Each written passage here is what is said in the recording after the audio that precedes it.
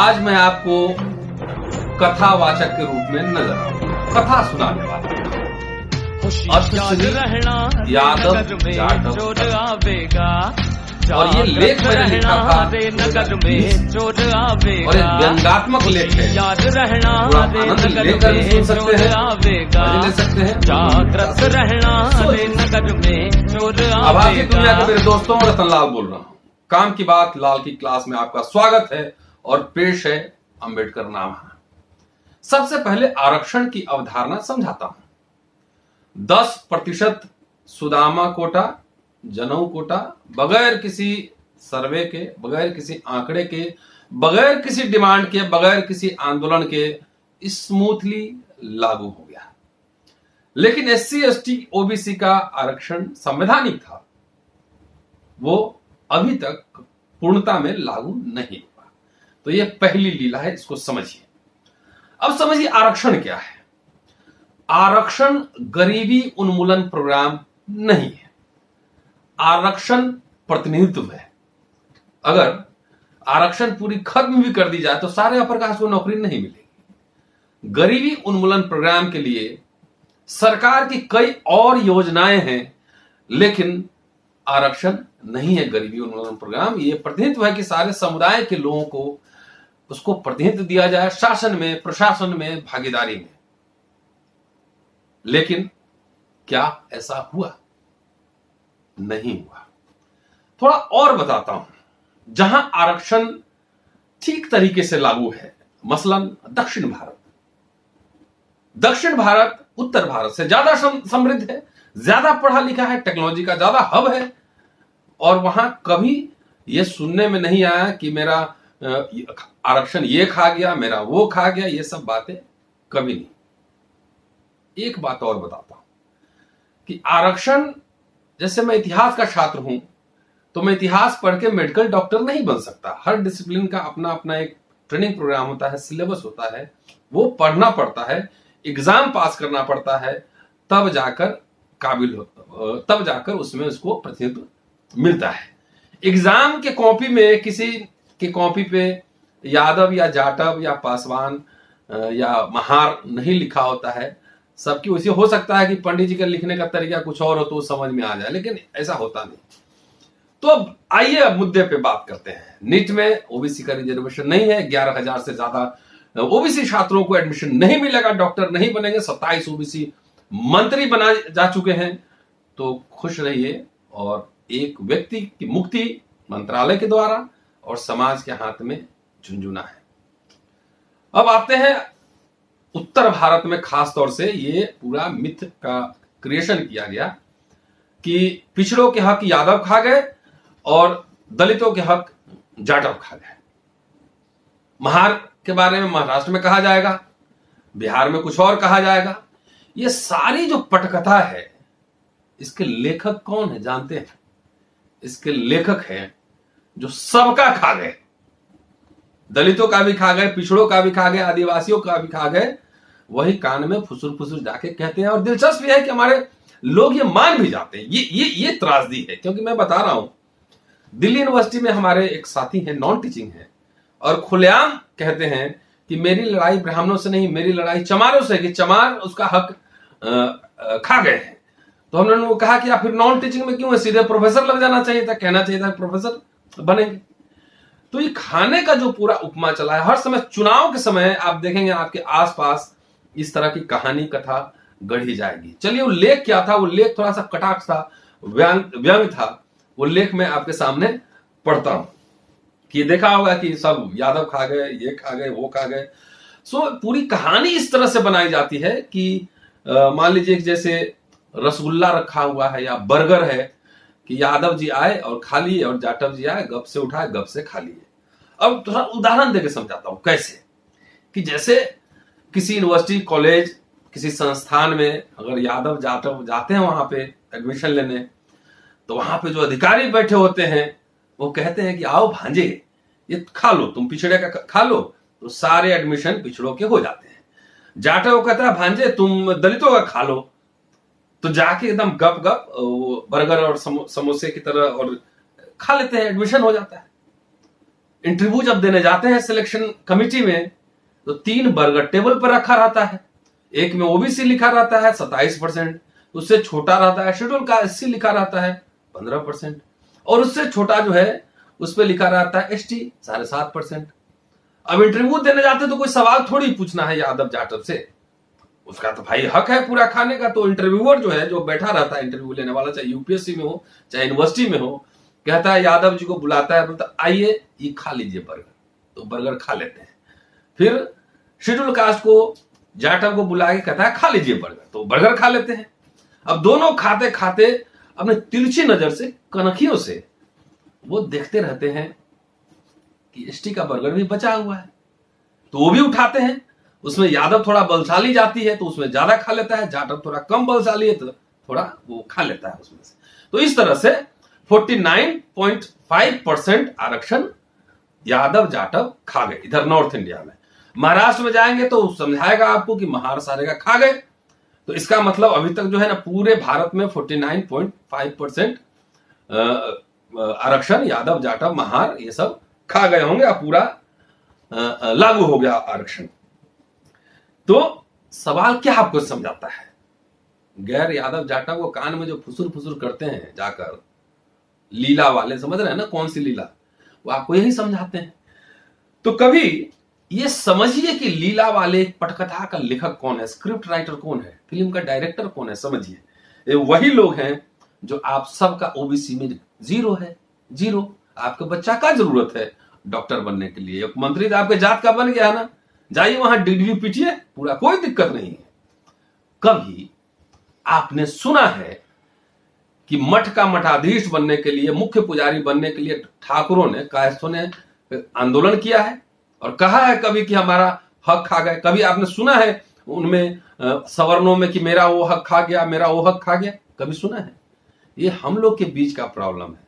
पड़ोसी का अच्छा कपड़ा पहना जाना आपको अच्छा नहीं लगता है, तो इसलिए आप जाके खाई में गिरते हैं। खाई में मतलब आपके आने वाले बच्चों का भविष्य अंधकारमय होगा, इतना तय है। तो साउथ इंडिया में कितना बेहतरीन आरक्षण लागू है, उत्तर भारत में नहीं है। तो दोनों की स्थिति में तुलना कर लीजिए, कौन काबिल है कौन काबिल नहीं। अब ये पूछा जाना चाहिए, जो बार बार कहते हैं कि खा गए हमारा आरक्षण, उनसे ये पूछा जाना चाहिए कि क्या एससी एसटी ओबीसी का 49% रिजर्वेशन अभी लागू हुआ है? ये सवाल पूछना चाहिए, क्योंकि ये सवाल अगर पूछेंगे तभी उसका जवाब मिलेगा। और ये सवाल पूछने की ताकत बहुत लोगों में नहीं होती है, क्योंकि मंत्री जी का चमचागिरी भी करना है, तो कुछ नलिया पुलिया का ठेका भी लेना है, तो मंत्री जी से ये सवाल पूछने में तो डर लगेगा कि साहब नाराज हो जाएंगे, तो उससे नहीं पूछेंगे। जाके पूछिए मोदी जी से, प्रधान जी आप तो कह रहे थे कि हमको नीच बोला, मैं अति पिछड़ा हूं, तो ये हमारा आरक्षण का क्या हुआ, ये पूछना चाहिए मोदी जी से। चलिए अब आइए आप आंकड़ों पे, जिस तरह से जो लोग बात करते हैं कि खा गए, लगता है कि जाति जनगणना करा के सब कुछ वो बैठे हुए हैं। टॉप लेवल पे एक खास जाति का वर्चस्व है भारत में, उसके बारे में कोई कुछ बात नहीं करता। पिछड़ी जातियों में देखिए, अगर पूरा आप एनालिसिस करेंगे तो सबसे ज्यादा पढ़े लिखे आईएएस, इंजीनियर, डॉक्टर्स कुर्मी जाति से है। कुर्मी पिछड़ी जाति है। और क्या कोई कह सकता है कि कुर्मी जाति ने पिछड़ों का खा लिया सब आरक्षण? कुर्मी के बारे में क्यों नहीं कहा जाता है? जबकि आंकड़ों को उठाएंगे, हो सकता है मैं गलत हूं, लेकिन मेरी जानकारी के हिसाब से सबसे ज्यादा पढ़े लिखे ब्यूरोक्रेट्स, डॉक्टर्स, इंजीनियर्स पिछड़ी जाति में कुर्मी जाति से। तो कह सकते हैं कि उन्होंने खा लिया आरक्षण? मेरी समझ में नहीं। समझना ये होगा कि कुर्मी जाति पिछड़ी जातियों में सबसे ज्यादा पढ़ा लिखा है, नौकरी के अवसर सीमित है, तो जो पढ़ता लिखता है, एग्जाम पास करता है, वो आगे चला जाता है। तो उन्होंने पहले इस समाज ने पहले समझ लिया कि मुझे पढ़ना पड़ेगा, तो पढ़ के वो आगे निकला है, किसी का खाया नहीं है। सिविल सर्विस एग्जाम होता है, प्रोफेसर बनने के लिए अलग पैरामीटर्स हैं, डॉक्टर बनने के अलग पैरामीटर्स हैं। इस तरह से कोई नहीं है कि किसी का कोई जाता है और गप गप खा लेता है, ऐसा नहीं होता है। ये आपको समझना है, हमें भी समझना है। तो सवाल यह है कि जो आरक्षण और प्रतिनिधित्व का संबंध शिक्षा से है, जो पढ़ेगा, जो ज्यादा मेहनत करेगा, उसको उसमें बिना एग्जाम दिए हुए कोई नौकरी नहीं मिलती। दूसरी बात, अगर आप सिलेक्शन कमेटी में जाएंगे, अब इंटरव्यू जब होता है तो आपको क्या लगता है कि वहां पे जो लोग बैठे होते हैं किसी भी पिछड़ा, किसी भी दलित, किसी भी आदिवासी के पक्षकार होते हैं क्या? उनके उनके एडवोकेट्स होते हैं, उनके आइडियोलॉग्स होते हैं कि आते हैं और सबको बहुत प्यार से बात करते हैं? आपको पता नहीं है, एक नंबर के नंबर कटवे होते हैं। अपने चेलों से, अपने लौंडों से पूछेंगे बेटा गोवा की स्पेलिंग बताओ, और आपके बच्चे से पूछेंगे बेटा चेकोस्लोवाकिया की स्पेलिंग बताओ। हो सकता है वो गोवा का स्पेलिंग गलत बोलकर भी पास कर जाएगा, जैसे बीएचयू वाला के मिश्रा था, याद है आपको, डीन भी है, याद होगा। और आपका बच्चा चेकोस्लोवाकिया का स्पेलिंग सही बोलकर भी कम नंबर पाएगा। अगर विश्वास नहीं है तो यूपीएससी के इंटरव्यू में जो नंबर दिए जाते हैं उसका मिलान आप कर लीजिए, रिटर्न में किसको कितना नंबर है और इंटरव्यू में किसको कितना नंबर। तो ये दिलचस्प है, ये हम लोग को समझना पड़ेगा। अब ये समझिए सवाल कि जो आपको समझा रहे हैं कि खा गए यादव जाटव, तो उनसे पूछिए कि बैकलॉग क्यों है, शॉर्टफॉल क्यों है। ये पूछेंगे नहीं, ये क्या 49.5% आरक्षण लागू हो गया पूरा कंप्लीट तरीके से?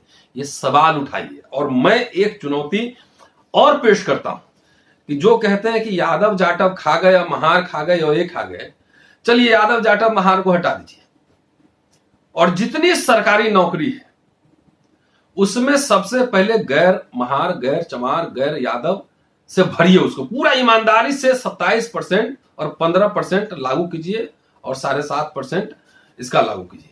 उससे जो बचता है वो दूसरे को आने दीजिए, है हिम्मत दीजिए उनको।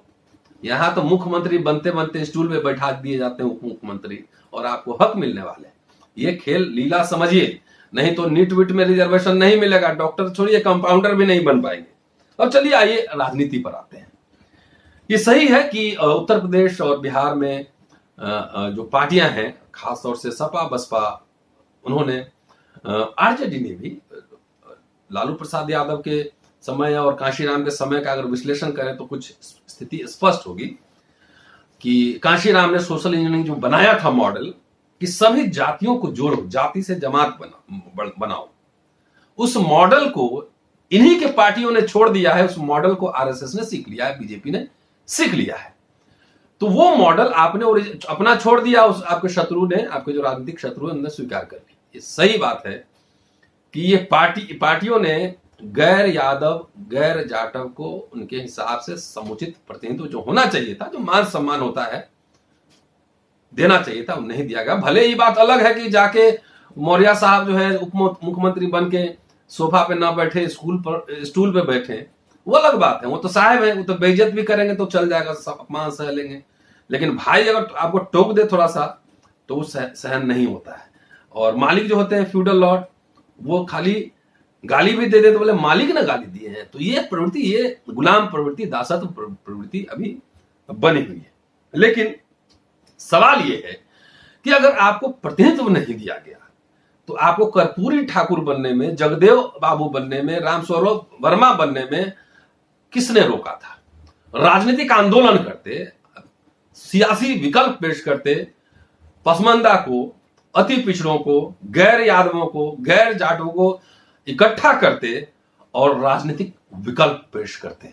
हुआ है इस देश में, पार्टियां बनी है और एजेंडा के साथ, सोशल जस्टिस और तमाम जो लेयर्स के साथ, एजेंडा के साथ आते, आंदोलन करते, सड़क पे बैठते, तमाम ये सब काम करते।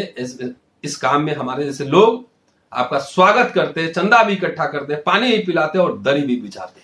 लेकिन लाठी खाने से, आंदोलन करने से डर लगता है ना, डर लगता है। सड़क जाम करने से, संवैधानिक तरीके से प्रतिरोध करने से डर लगता है ना। इस डर के आगे जीत है, डर को खत्म कीजिए।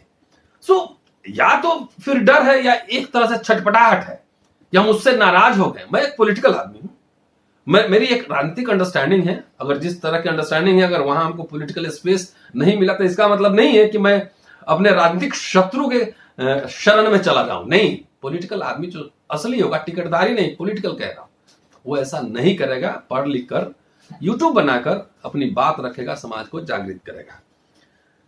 तो व्यक्तिगत मुक्ति का सवाल है कि हम यहां से रूठ के उधर चले गए और वहां साहब कुछ दे दिए तो खुश हो गए, तो खजूर से गिरे, खजूर से उतरे और साहब ने एकदम रॉकेट बना के तार पर चढ़ा दिया। याद रखिएगा, खजूर से गिरेंगे तो खरोच आ सकती है, हल्का फुल्का चोट लगेगा, लेकिन तार से जब बुलेट की रफ्तार से नीचे आएंगे ना, जितनी रफ्तार से नीचे आएंगे उतने रफ्तार से ऊपर जाएंगे। समझिए, आपके सारे हकों की हकमारी हो जाएगी और इसके अलावा आपको कुछ नहीं मिलेगा। आगे आने वाली पीढ़ियां आपको कोसेगी कि आपने क्या किया। और खास तौर से आरक्षण किसी जाति विशेष के लिए नहीं है, समुदाय विशेष के लिए है। और यह संवैधानिक प्रावधान आरक्षण वैसे खत्म हो ही रहा है, निजीकरण हो रहा है, तमाम हो रहा है। विश्वविद्यालयों में क्या हाल हम जानते हैं। अगर यह खत्म होगा तो किसी एक जाति के लिए नहीं, तमाम जाति के लिए और आपके बच्चों के लिए जो एक अवसर था कि हो सकता है, एक ड्रीम था कि मेरा बेटा पढ़ेगा तो एसपी बनेगा, इंस्पेक्टर बनेगा, डॉक्टर बनेगा, वो सपने ही नहीं रहेंगे, वो अवसर ही नहीं रहेंगे। इस बात को हम सबको समझना चाहिए। इसलिए कहते हैं ना, किसी शहर पे अगर बम गिरे तो घर आपका कितना भी मजबूत हो, टूटेगा आपका भी।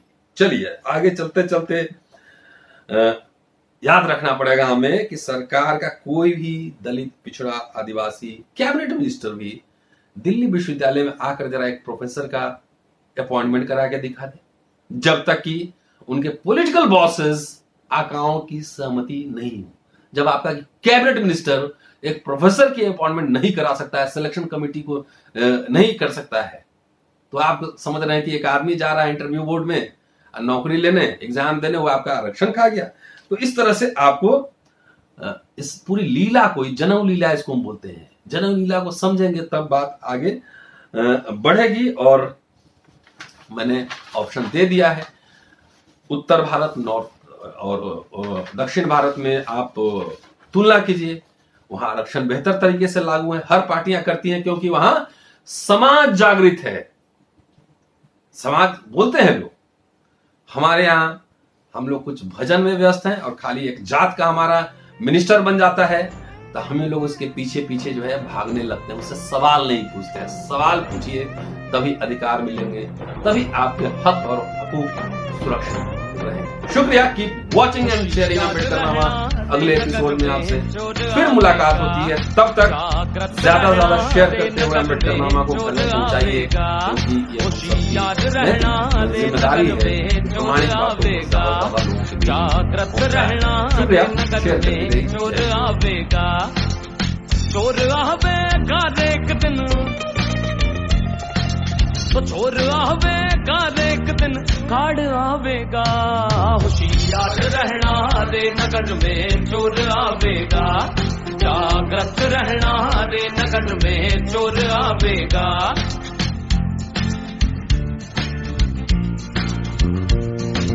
तीर तोप तलवार न बरछे, ना बंदूक चलावेगा। तीर तोप तलवार न बरछे, ना बंदूक चलावेगा। ओ आवत जात नजर नहीं आवे, आवत जात नजर नहीं आवे, भीतर घूम घुमाएगा। होशियार रहना रे नगर में चोर आवेगा, जागृत रहना रे नगर में चोर आवेगा।